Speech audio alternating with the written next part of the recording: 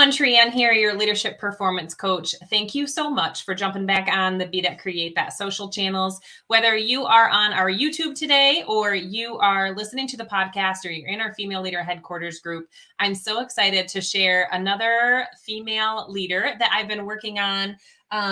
You know that we've been working on a book together, so we'll be able to share the book for you guys today, but she is out there making her own impact and making her own difference in the world. And I want to bring her on so that Miss Sarah can share how she has been doing that. So we'll say hello.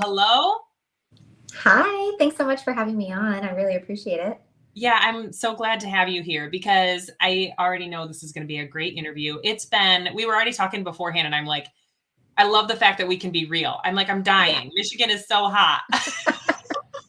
Yeah. And I'm like, I don't know. I mean, I understand though, because my whole family lives up in Connecticut. And so if it breaks, the 90-degree mark, it's just like, oh, and I'm like, you guys, Texas, it's like, feels like 115 right now. You don't even know. I don't even know how you're doing it. Yes, exactly. So why don't you go ahead and introduce yourself to the community, Sarah, kind of share your entrepreneurial journey, how you've gotten to, where you are today, and kind of, I know that is so complex for us, but go ahead and share some of that with our community too. Yeah, absolutely. So my name is Sarah Glenn. I'm the creator and CEO of Social Jane Media, which this was sort of a long time coming. I feel like looking back in retrospect, right? It never feels like that when you're right smack dab in the middle of all the messy bits. So when I started my entrepreneurial journey, it was really like, I was just so new to the whole idea of entrepreneurship, which is a little ironic because both of my parents were actually self-employed, but they never called themselves entrepreneurs. They still had the mentality of always working for somebody else, right? It was like, who's the next person I can get to contract me? Who's the next person who can be my boss, right? So the mentality of entrepreneurship wasn't actually ever anything that was instilled in me. And watching them live paycheck to paycheck and just growing up very poor, the thought of getting into entrepreneurship as an adult never even crossed my mind. It was like, nope, go get yourself a 9-to-5. That's safe. That's going to be what pays the bills and get you the benefits and all the things, which to a degree, yeah, it does, right? But then something like COVID happens. Well, then what? The world sort of implodes on itself, and the people that make the most money and thrive in that kind of crazy shift are people that are working for themselves and willing to pivot and not having to answer to somebody. And I really, really wish, looking back, that I had had something like that to put my energy into instead of, doing the self-sabotaging things I did during all of 2020. And, I went through some other things in 2020. My mom had passed away, not from COVID, but from cancer. And, then COVID hit like a month after her passing. So there was just a lot of things happening in that year that I know a lot of people can relate to. And later in the year, it was about September, I was the heaviest I'd ever been. I was just so miserable and so fatigued all the time. And I had an internal conversation with myself. I was like, you need to get your shit together. Like, if you want something different, you have to do something different. Sitting on the couch, eating fast food, like that kind of stuff is not going to move the needle in your life and create any kind of change. So I started scrolling social media, not to find, oh, let me compare how terrible my life is to somebody else's. It was like, let me find solutions, right? And I ended up coming across a network marketing business, also products, right? Products helped me drop 45 pounds. I've maintained that for over, it's been about 2.5, 3 years now. I feel fantastic. And it got me into the entrepreneurial world. Now, I don't necessarily work that business anymore because it's not as aligned with me as I want it to be, but it is 100% the vehicle that got me to entrepreneurship, that even, exposed me to the possibilities of it. And I'll forever be grateful for that. And that's, I think, a big takeaway when it comes to network marketing in general. Some people have a lot of hangups about, well, if it doesn't work, for 10, 12 years, like, it's not sustainable, it's a scam. No, if it gives you 6 months of clarity and shifts your life in a new direction, that's a win. And that's what happened for me. So I ended up finding a business coach, finding a network of women like you, all because I decided to try something new, get my life on a different track, and just sort of shift the energy a bit. And in doing that, I was able to discover parts of myself, like being a branding consultant and designer. Never would I have thought that was my path. But I wouldn't have found that if it wasn't for, kind of hitting that low point too. That's interesting. I love that you talk a couple different things that you did is you took what happened and you turned it into this didn't happen to me, it happened for me. Right. So we know that things happened in 2020 that took a lot of us a pivot. And I don't know about you, but I feel like I came out on the other side better. Yeah. Right. But the other thing sharing specifically network marketing, so many people have either bad taste in their mouth or they've heard bad things about network marketing. But similar to you, I'm like, network marketing taught me so much, even if I didn't stay with that certain company. I was with 31 Gifts for 9 years before I said, this isn't necessarily aligned with what I want to do long term. Right. And then I also did a couple other companies. And with those other companies, I never was like, well, that was a waste of money. It was wow, I learned a lot. I tried some new supplements. My health is better. I mean, I'm 100% better than I was when I was living off Three Musketeers and Red Bulls. So, but Yeah. I think to myself, like my oldest daughter, I was pumping and I think, oh my gosh, why was she so high strung? I don't know. Cause I was living off Three Musketeers and Red Bull. So, when you, when you think back and you say, I never really thought myself as a branding strategist or, what you're doing now, when did you go, oh, well, this is something that would be fulfilling to do? So it was actually right at about a year ago. It was last September. I was at an in-person conference with my business coach and all the other women that are in sort of that realm. And there was something that was just pulling me. And honestly, the branding side of things, I was just having a lot of fun inside of Canva and designing all of my own content and graphics and workbooks and all sorts of things. And I'm just having a great time doing it. Mm-hmm. Well, I started getting a constant flow of DMs, like, people screen grabbing my stuff. Hey, where did you find this? Did you find this on Pinterest? Can you send me the link? And I'm like, this is happening a lot. And Ah. so I turned around and I was telling my coach that, and she's like, you need to make a business out of this. You're obviously good at it. It's Mhm, something that comes natural to you. You have fun doing it. Like, what mhm, better job could you have than to love what you do and get paid mhm, for it? And for me, creativity was actually something that was never on my radar. I never saw myself as a creative person. And so my brain never even went in that direction. And it's such a strange, like, dichotomy, I guess, of life that you sort of mhm, you avoid the things that are just innately you because you just don't hold any value to them sometimes. You just, it's something that just happens. You just do it. You don't put any attention towards it. But yet we still tell ourselves this story that maybe we're not good at it because we don't put effort into it. And it's mhm. like, it's just, I don't know, it's this weird back and forth. So, yeah, it was about a year ago, and I had a great support of, fantastic women around me telling me, like, yes, you should really go for this. You're really good at it. Why not give it a go? And I'm like, all right, well, let's do this. And so that's when Social Jane Media was born.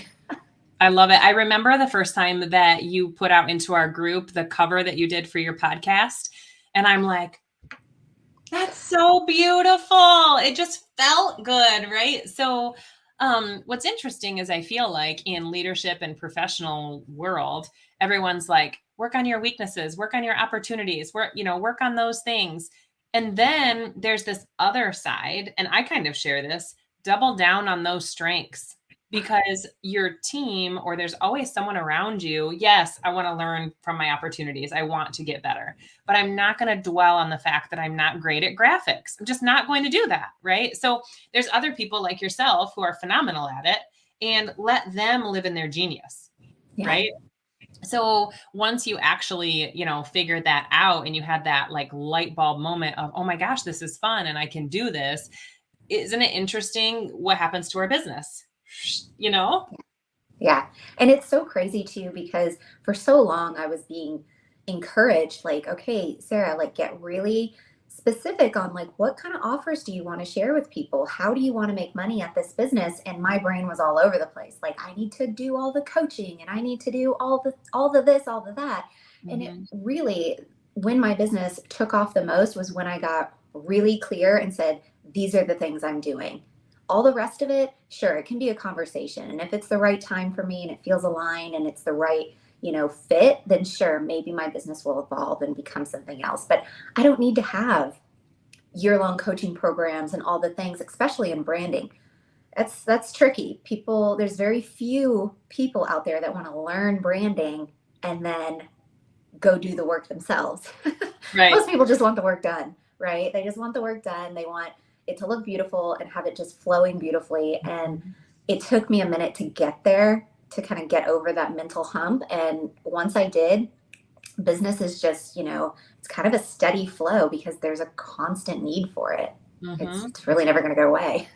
Yeah. So I also want to share, we met in our group coaching program that we were in, and I'm so glad that we did. It was one of those things that I took the leap and I was like, I'm not really sure, but enough of me feels right about it. I'm going to make this decision and jump. So we actually co-author collabed in this book, Unleashing Her, Redefining Success for the Female Entrepreneur. So why don't you, I'm going to throw that up there and I'll put it in the show notes for us. But so why don't you share with us a little bit? How did you feel? Was this your first book or collaboration, or how did you feel about that process? I just want to Yeah, throw that. actually, I know it feels so nice, right? It's like so soft. Yeah, this was my first like official, authorship, like, being a co-author of anything. And writing has always been something that has sort of come pretty naturally to me. Like when I was in my AP English classes and I'm writing all the essays and all the stuff, like I never had trouble with writing and it always just kind of flowed. Even now, I love writing copy for my emails that go out. Mm. People hate doing that. Yeah, I was going to say, said no one ever. I love to write copy. Said no one ever. Yeah. No, I love writing copy because for me, what I recognize is as I'm writing it, it's like I can see myself in the words. And I really hope that when someone reads it, they feel like they're talking to me. They feel like they're speaking to me Mm. because that's how I feel when I'm writing it. So it was really exciting to be given the opportunity to co-author in the book and to speak about something that's just like totally in my lane with the branding. Mhm. And yeah, it's really incredible. And it's opened up a whole world of like connections with other really fantastic women. I mean, what was there, 40 other women that co-authored? Like, Yeah, it's pretty that was great. crazy. And I've reached out to a couple, and you shared that you reached out to a couple as well. And I just am like, wow, really? I mean, how do you get that many women together that are literally that fantastic? And I mean, the book is so affordable. It's $14.99. Yeah. And you can get it on Amazon, or you can just say book down below in the comments and I'll make sure that you guys get a link. But for it being my first experience, very similar. I don't love to write, but I also didn't think I was very good at it. I'm much better by video. So going through the process really taught me, oh my gosh, it doesn't matter how good or bad or whatever I am at writing. It's me writing. And it was Yeah. the point of like really leading myself through trying to do something that was a little hard for me or I thought was going to be uncomfortable, and how I was able to, kind of break through that uncomfortability and Hmm. really I'm very proud of what we made and contributed to. Yeah. No, I loved your chapter. And that's like, after I got done reading it, I was like, so good. I'm reaching out to Trienne. Let's connect. Like, we've got to. We're doing Um, this. yeah, the process, I mean, it definitely, I went through the same kind of stuff where it was like, oh, is this really like me? Because honestly, with writing and with design work, Mhm. sometimes the first draft is what will please other people. And Mm. the drafts that follow are what really are a reflection of you.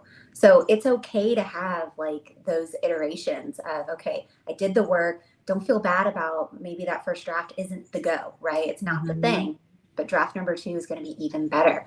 And yeah, honestly, the hardest part for me was getting in the right amount of words because we had like, Mhm. this many to this many words to submit. And I'm writing and it's like in the flow. And then I do a word check and it's like a third of the word count. And I was like, what? Oh my gosh, now I have to like do double the work. Right. Now, how can I expand on it? Yeah. Hmm.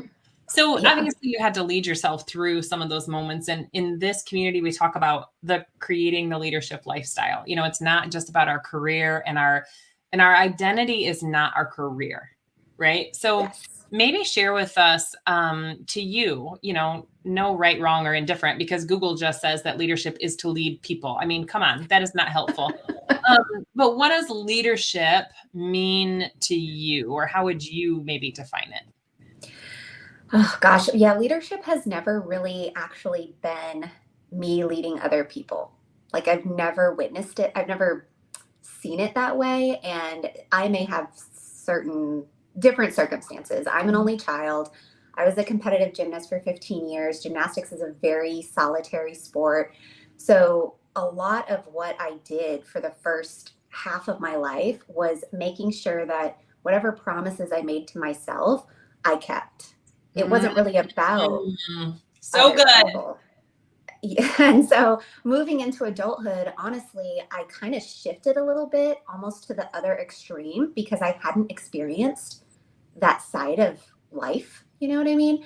Mhm. And it's so just conditioned in us to please other people and to, be the example and that kind of thing. And so I definitely shifted my career into being the people pleaser, making sure that what I was doing was enriching somebody else's life. And yes, to a degree, that's great.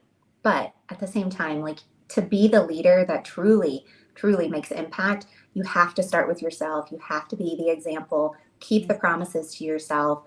And it's not about being perfect. Mhm. It's about making those mistakes and understanding that the mistakes are just part of it. The mistakes actually make you stronger. Mhm. They Like we said solidify. earlier. Yeah, like Yeah. we said earlier, like, yes, work on the opportunities, but also double down on those strengths and have some confidence, some momentum behind you. And then, yes, try to learn new things, continuous learning and growth. And, you know, neither of us, I don't think, would be where we're at right now if we didn't go, oh, I think I want to get better at this or that, you know? Hmm. Oh Yeah. my gosh.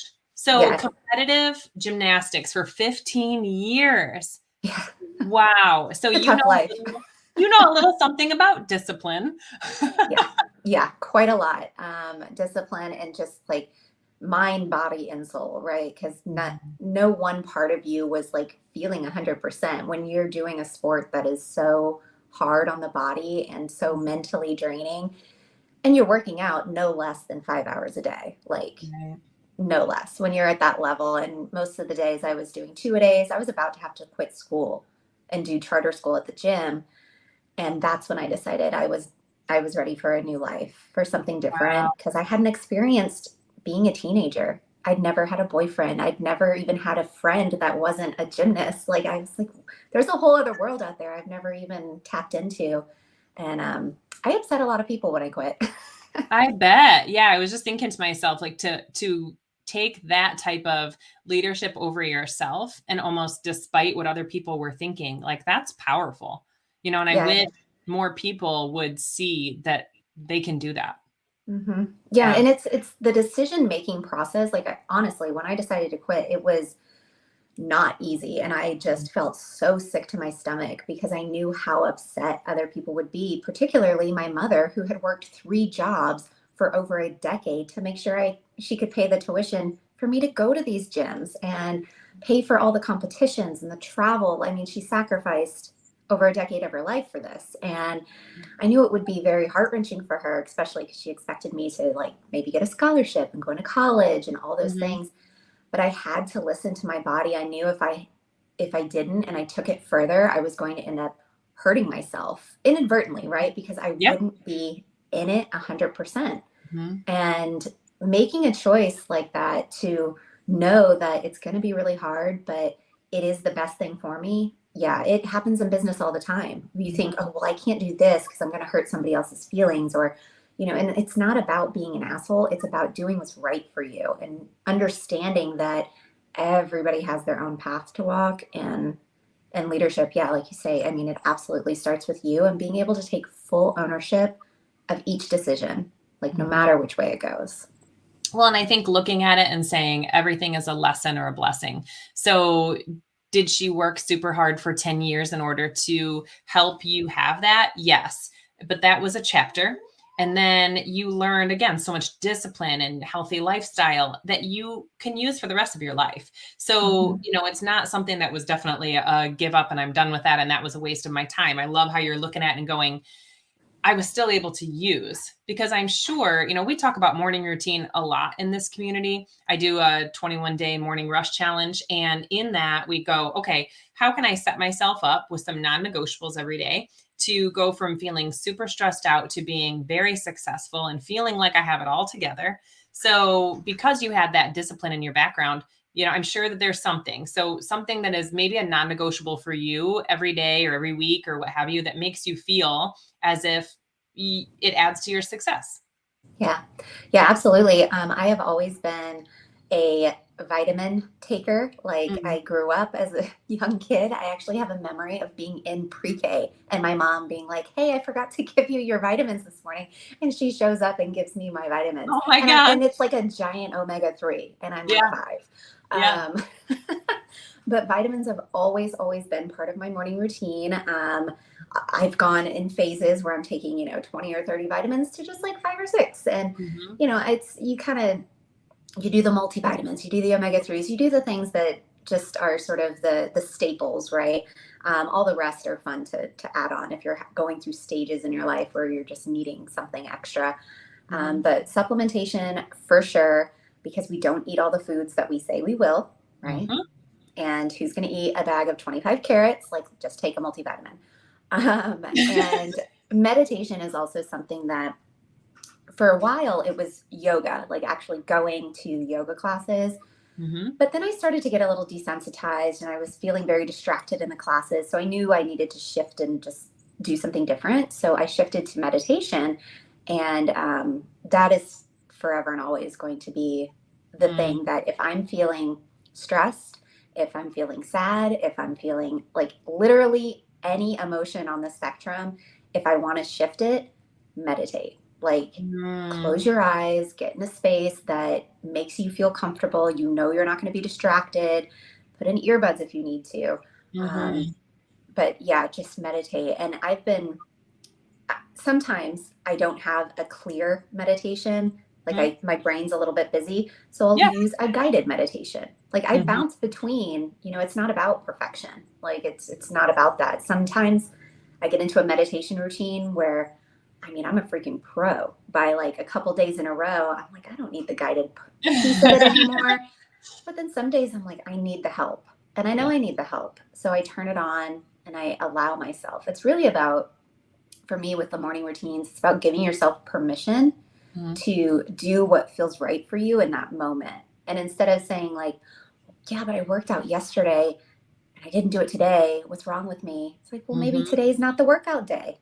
Maybe you don't work out every day. Maybe you work out every other day. Like, you have to allow yourself to explore what feels good for you. Yeah, give yourself some grace, because as soon Hmm. as you start to say, "Oh, well, I didn't do it," then you've got those feelings that you're like, I can't, or I don't do what I say I'm going to do." And then who Yeah. wants to jump up and do it after that? Why would you shame yourself like a child? Yeah. So It's the opposite effect of what the morning routine should be for you. So, yeah. exactly. Yeah. Oh, that's awesome. So what is something that you are, in the works on or creating, or what is that vision for your business? What does that look like? So I do have something exciting in the works. I am going to give you guys the brand quiz. I created this recently, and this was like, I don't know, like hotcakes. Everybody said it was so much fun. They loved doing it, loved the information that was given once they went through the quiz. It's super short. It's like less than 2 minutes it'll take you. But the info on the backside is just like fantastic, and it's really going to help you dig in and kind of get a good direction of your brand, Mhm. whether you have that solidified for yourself or not. It's kind of fun to see. And then on top of that, I am building out on an all in one platform right now. So I'm doing it as this recording is happening. I'm doing it for myself, but by the time you guys hear this, um, I will have built out this platform, and it's sort of like an agency situation where I can help entrepreneurs and business owners that want to put their business in one place, have one login, make it super simple, and they Mhm. can have all of their calendars. They can have their texting campaigns, their email campaigns, their websites, all of their sales funnels. They can even do fun things like quizzes and funnels, right? Mhm. But we're putting all of these things into one place, and I'm helping them put that into place and then giving them the power to manage it themselves or hire me on to help manage it. But having this sort of capability of no more duct taping your marketing together. Exactly. Yes. So that's the direction. I love that because I mean, I think that that is one of the things that can be overwhelming is all the tech and the stuff and the things. I mean, I'm lucky enough to have, somebody that works with me when I have an issue. I send them a message and they're like, "Oh, yes, do this, this, this." I'm like, "Done." So that is really helpful. But I know that that's one thing that definitely holds entrepreneurs behind. The interesting thing is, do you think that someone, because I've also kind of shared with people, even if you don't have a business, you have a personal brand. Your personal brand is what people are saying about you when you're not in the room. So, so it doesn't matter if it's from a volunteer or you're a teacher or you're, your kid's friend is talking about you to their mom, whatever it is, you have a personal brand. So if they were to take this brand quiz, what might someone like that get from taking the brand quiz? Well, so the brand quiz, obviously, it points in the direction of what's your vibe. Mm, So it really is pointing more towards what, like you said, who are you when, people are talking about the interactions they have with you? What's that sort of vibe that they get when they're around you?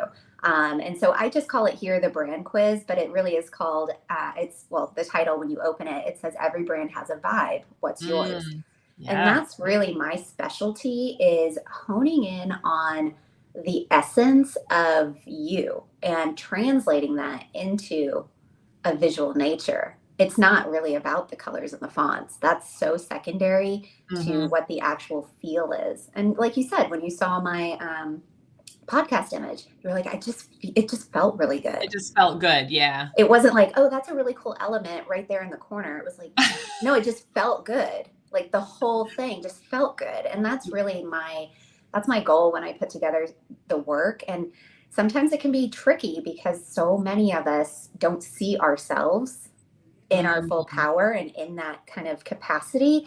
So sometimes the brand work, that first draft, when I send it to somebody, it kind of scares them because they're like, whoa, this is like more Mm, than like, this feels like me, but I don't know, is this too much? And I'm like, if you're asking if you're too anything, then this is exactly the lane you should be in, because you're obviously listening to the noise and you're not listening to yourself.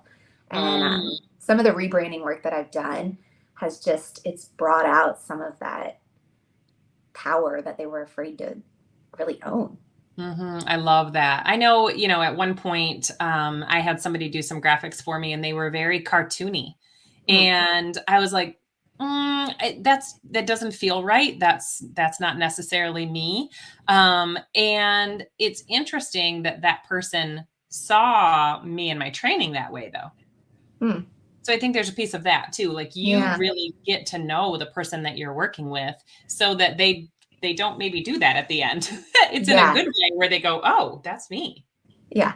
Well, and that's the thing. Like some of these conversations I'm having whenever we're talking about rebranding, they're using these, oh, I'm powerful, I'm this, I'm that. And, the words they're using are Mhm. that. But then when I translate that into visuals, it's like a little bit scary because they're like, whoa, is that going to be too much? I'm like, it's not too much. This is you. This is you. And everybody like knows it when they look at you. You're just the only one who's not allowing it be, as Yes. visible. um, but yeah, the branding work, it's super super fun to be able to help people tap into that. Mhm. But of course, it's a conversation. It's not just about what I see; it's about what you see in yourself, Mhm. and translating that. So Well, and I'll make sure that I get that brand quiz for you guys in the show notes. And we'll also make sure that it gets into the comment section so that you can jump on that. I love that. Thank you for giving that to people. That's great. absolutely, yeah. Yeah. So thank you so much for being on today. I'm so glad we got the chance to do this. I want to be conscious of your time as well. So we will definitely be hearing more from Sarah in the Female Leader Headquarters community. Obviously, anybody who does interviews on the podcast gets to do pre-approval within that group. So I'd love for you to share more about personal branding in there. And yeah, thank you again so much for being on today. Yeah, absolutely. Thanks for having me. All right, guys, you have a wonderful day. And remember, with every choice and decision that we're making, we are creating that leadership lifestyle. So let's get intentional. Let's make that work for you. And remember, you are creating your life. Thanks so much. We'll see you again.